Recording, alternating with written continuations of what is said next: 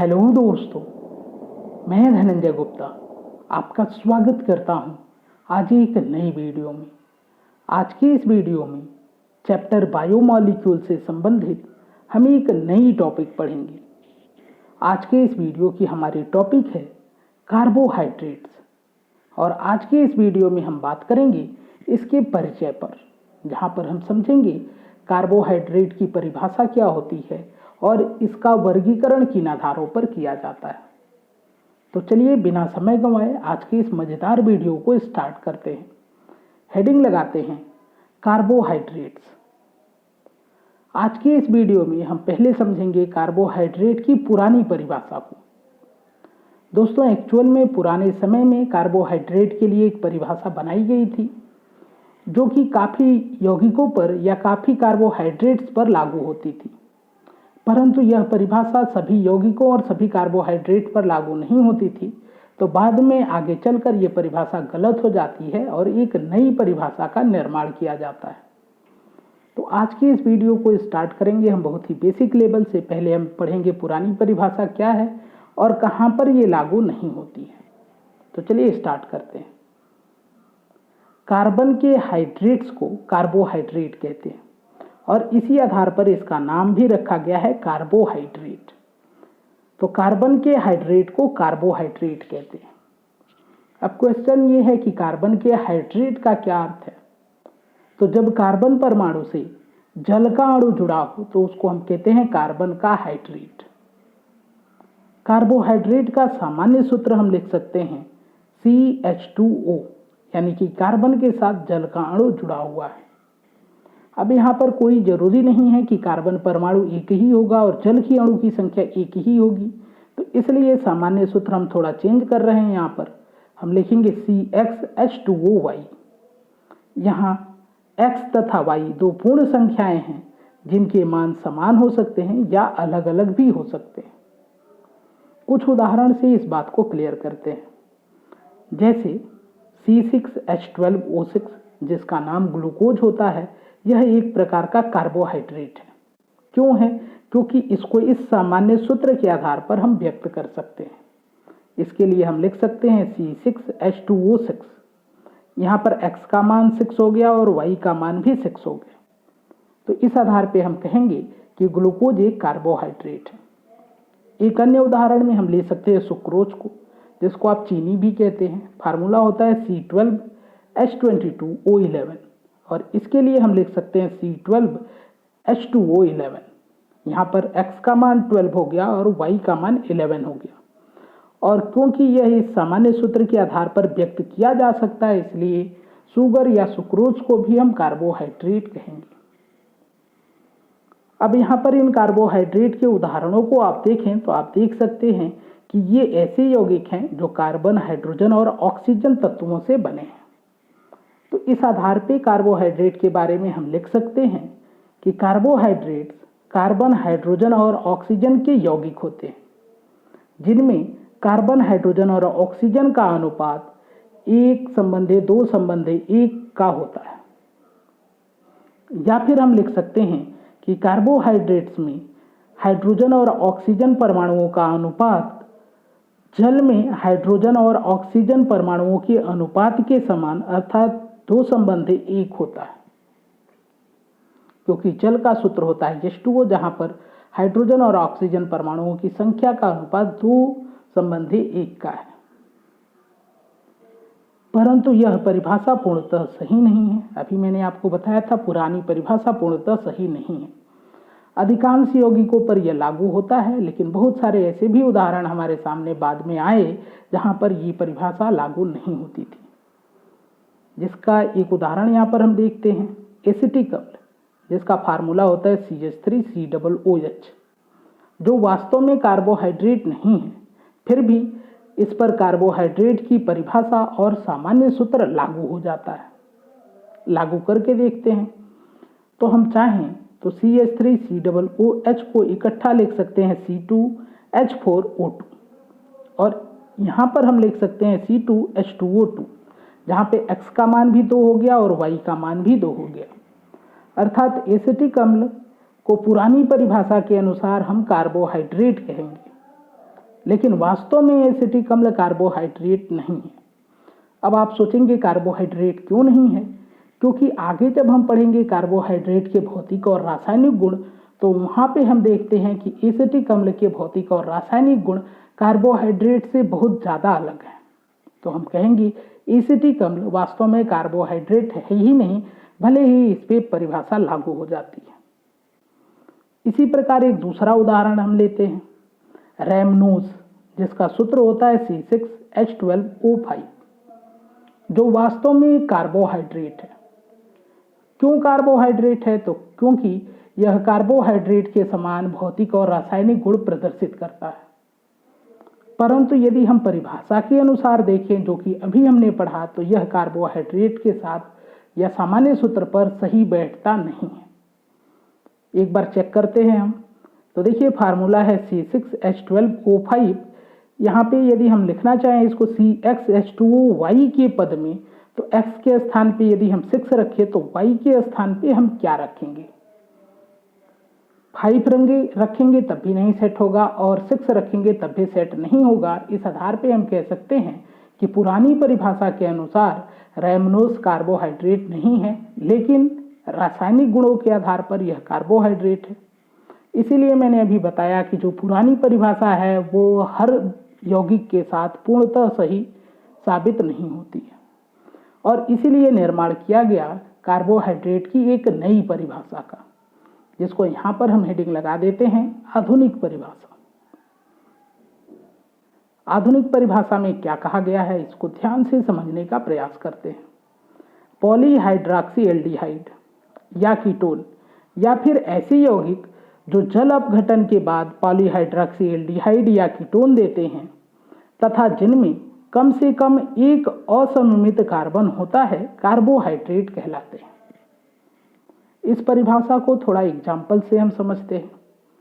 जैसे देखिए यहाँ पर ग्लूकोज और फ्रैक्टोज की संरचनाएं आपको दिखाई गई हैं। ग्लूकोज और फ्रैक्टोज दोनों ही कार्बोहाइड्रेट के उदाहरण हैं।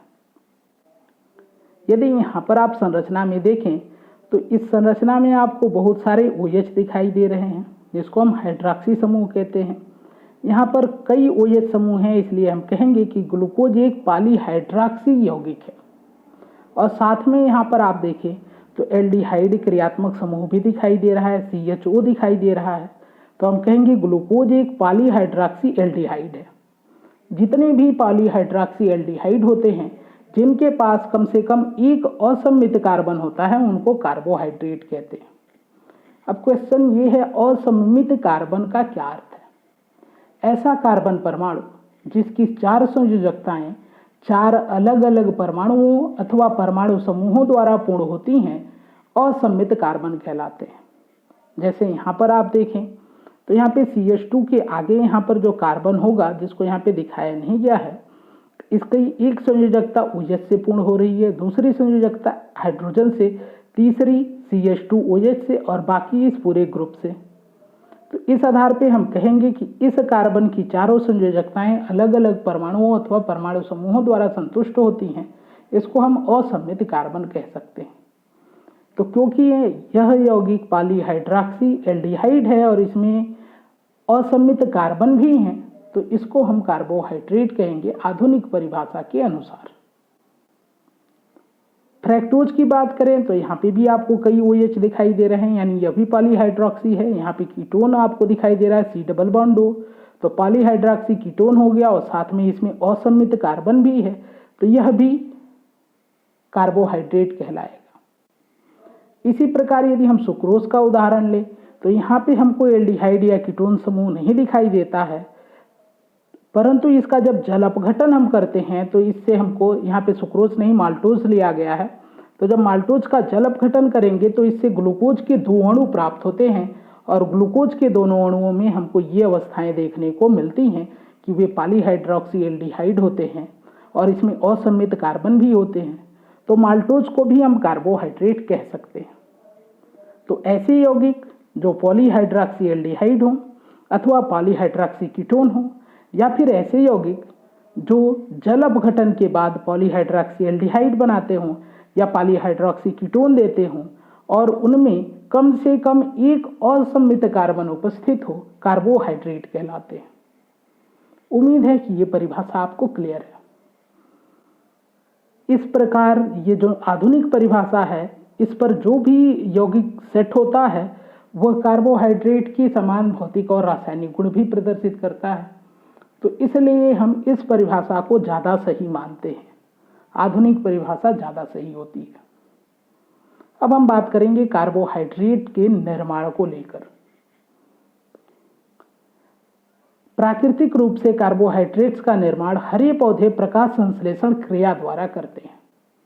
आप जानते हैं हरे पौधे भोजन बनाते हैं प्रकाश संश्लेषण क्रिया द्वारा, और इस क्रिया में पौधे कार्बन डाइऑक्साइड ग्रहण करते हैं, जल ग्रहण करते हैं, सूर्य के प्रकाश और क्लोरोफिल की उपस्थिति में ग्लूकोज का निर्माण करते हैं जो पौधों के लिए भोज्य पदार्थ होता है, और साथ ही इस प्रक्रिया में ऑक्सीजन गैस मुक्त होती है।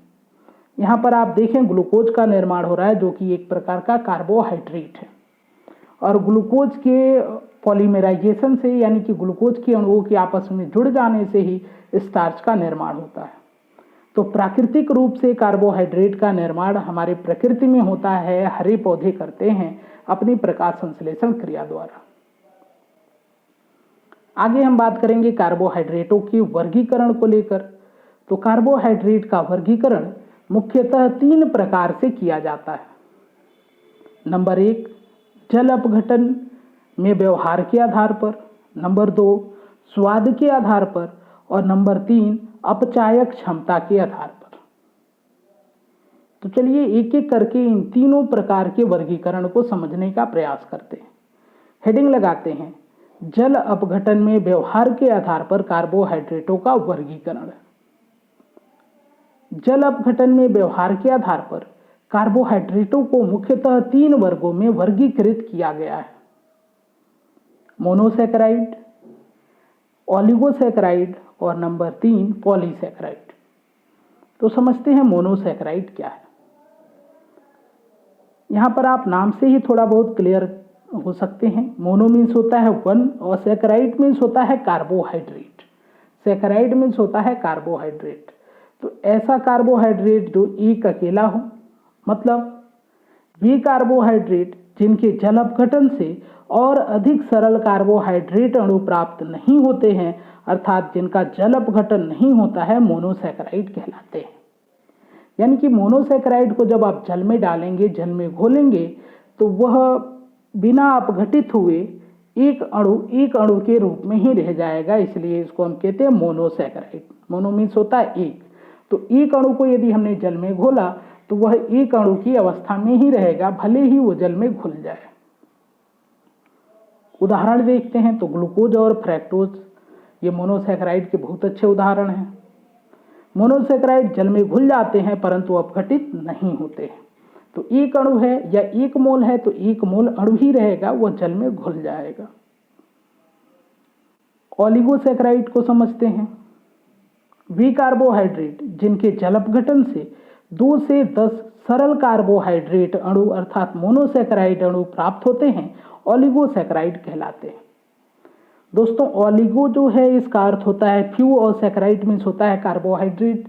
तो ऐसे कार्बोहाइड्रेट जो जल अपघटित होकर कुछ कार्बोहाइड्रेट के अणुओं का निर्माण करे या कुछ सरल कार्बोहाइड्रेट के अणुओं का निर्माण करे, उनको हम ओलिगोसैकेराइड कहते हैं। उदाहरण के लिए सुक्रोज, माल्टोज, लैक्टोज ये सब ओलिगोसैकेराइड होते हैं। यहाँ पर आप समझ सकते हैं, जैसे हम सुक्रोज लें तो इसका फार्मूला हो जाएगा C12H22O11 जिसको आप चीनी भी कहते हैं। जब इसका जल अपघटन हम कराते हैं तो इससे ग्लूकोज का 1 अणु और 1 अणु फ्रैक्टोज का प्राप्त होता है।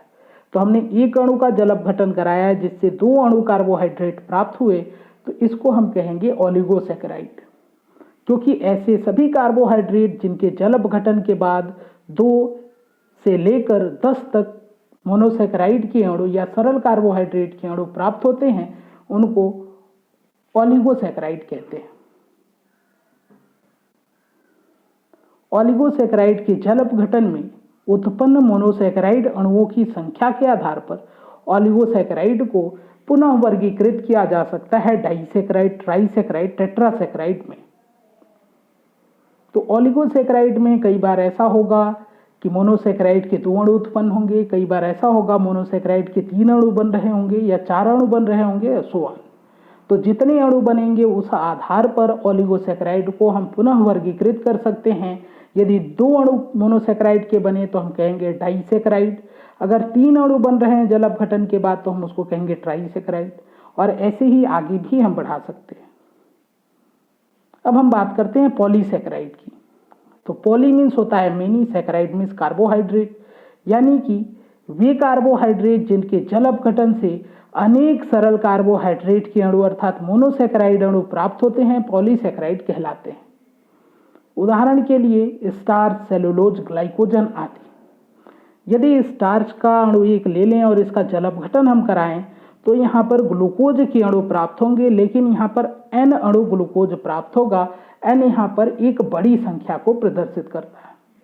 तो ऐसे कार्बोहाइड्रेट जिनके जल अपघटन से हजारों की संख्या में मोनोसैकेराइड के अणु, या आप कहें बड़ी संख्या में मोनोसैकेराइड के अणु, या आप ऐसे भी कह सकते हैं 10 से अधिक मोनोसैकेराइड के अणु प्राप्त होते हैं, उनको पॉलीसैकेराइड कहते हैं। अब हम बात करते हैं स्वाद के आधार पर कार्बोहाइड्रेट का वर्गीकरण। स्वाद के आधार पर कार्बोहाइड्रेट को शर्करा तथा अशर्करा में विभाजित किया जाता है। पहले हेडिंग लगाते हैं नंबर 1 शर्करा, जिसको इंग्लिश में हम कहते हैं शुगर। जल में विले तथा स्वाद में मीठे कार्बोहाइड्रेट को शर्करा कहते हैं। तो ऐसे कार्बोहाइड्रेट जिनका स्वाद मीठा होता है उनको हम शर्करा कहते हैं या इंग्लिश में शुगर कहते हैं। जैसे ग्लूकोज, फ्रैक्टोज, सुक्रोज, जिसको आप चीनी भी कहते हैं, जिसका स्वाद आपको पता है।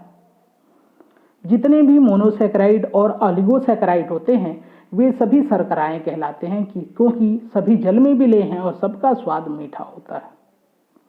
अब बात करते हैं अशर्करा की, जिसको इंग्लिश में हम कहेंगे नॉन शुगर।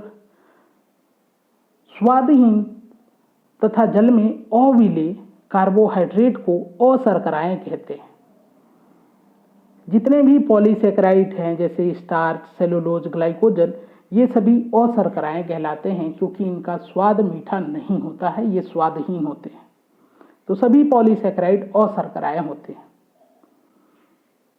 अपचायक क्षमता के आधार पर कार्बोहाइड्रेट का वर्गीकरण। अपचायक क्षमता के आधार पर कार्बोहाइड्रेट को 2 वर्गों में वर्गीकृत किया जाता है। नंबर 1 अपचायी शर्करा, जिसको इंग्लिश में कहेंगे रिड्यूसिंग शुगर, या इसको हिंदी में आप कह सकते हैं अपचायक शर्करा। हिंदी के नाम अलग अलग बुक में अलग अलग हो सकते हैं, आप इंग्लिश वाले नाम को ध्यान दें, रिड्यूसिंग शुगर। वे कार्बोहाइड्रेट जो फेलिंग विलयन या टालन अभिकर्मक को अपचयित कर देते हैं, अपचायी शर्करा कहलाते हैं। जितने भी मोनोसैकेराइड हैं ये सभी अपचायी शर्करा यानी कि रिड्यूसिंग शुगर होते हैं। क्यों होते हैं इस बात को हम आगे क्लियर करेंगे, फिर भी मैं यहाँ पे थोड़ा सा आपको हिंट देता हूँ। आप जानते हैं फेलिंग विलयन और टॉलन अभिकर्मक को अपचयित करने के लिए एल्डिहाइड या कीटोन समूह का होना आवश्यक है। और अभी आपने ग्लूकोज और फ्रैक्टोज का संरचना देखा, जहाँ पे आपने देखा कि एल्डिहाइड और कीटोन क्रियात्मक समूह उपस्थित होते हैं। तो जितने भी मोनोसैकेराइड होते हैं सब में एल्डिहाइड या कीटोन क्रियात्मक समूह होता है, जिसके वजह से ये फेलिंग विलयन और टालन अभिकर्मक को अपचयित कर देते हैं। लेकिन डाइसैकेराइड में एल्डिहाइड और कीटोन क्रियात्मक समूह उपस्थित नहीं होते हैं, क्योंकि जल अपघटन के बाद वो समूह उसमें आते हैं।